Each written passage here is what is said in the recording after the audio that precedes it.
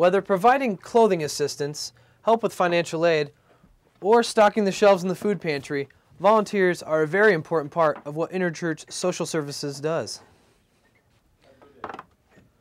Joy Harris is in charge of Interchurch in Mount Vernon.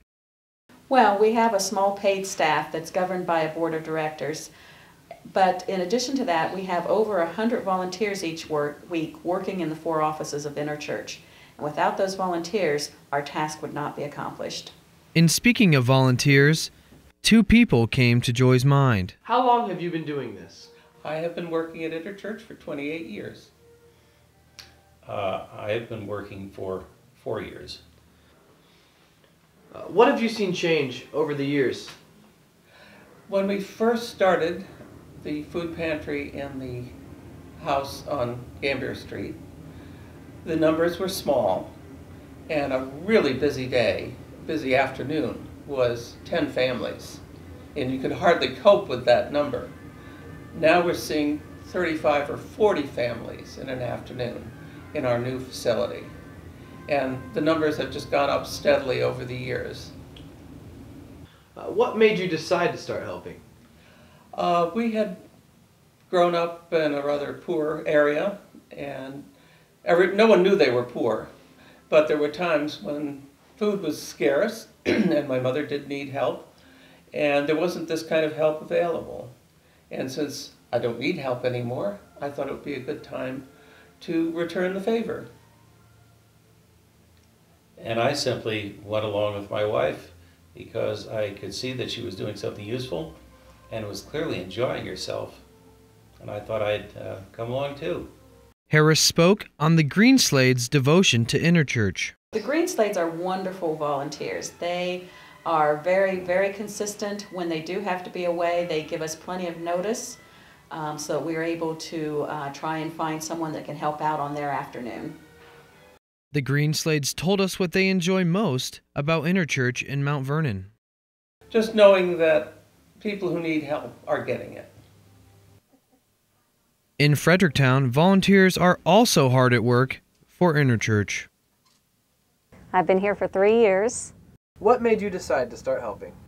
I was looking for employment at the time, and they were looking for a branch manager.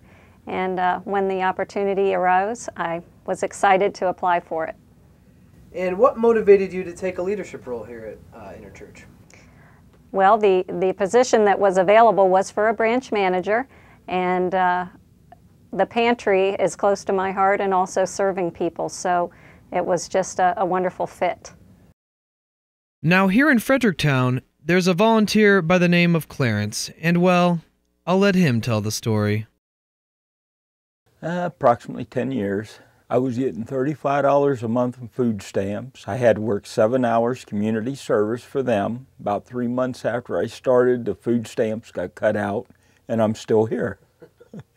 He commented on his true reason for volunteering. Being able to help people that need help. You won't ever hear Clarence complain about it, but he was actually victim to a fire that destroyed his home earlier this year. And what was his response? I was in here the next morning, had it opened up, time people got here. Daughter, she went and picked up egg noodles for here, for she knew we was out the very next day after the fire. He pays great thanks to those who helped him back on his feet and truly loves helping those who helped him. And we had to fire the people that we've helped over the years. A lot of them helped me get back on my feet. Smith's face lit up when we asked her about Clarence. Oh, I love to talk about Clarence. Clarence is a godsend. I could not function here without him because he is just a wonderful volunteer. He helps me in everything that I need.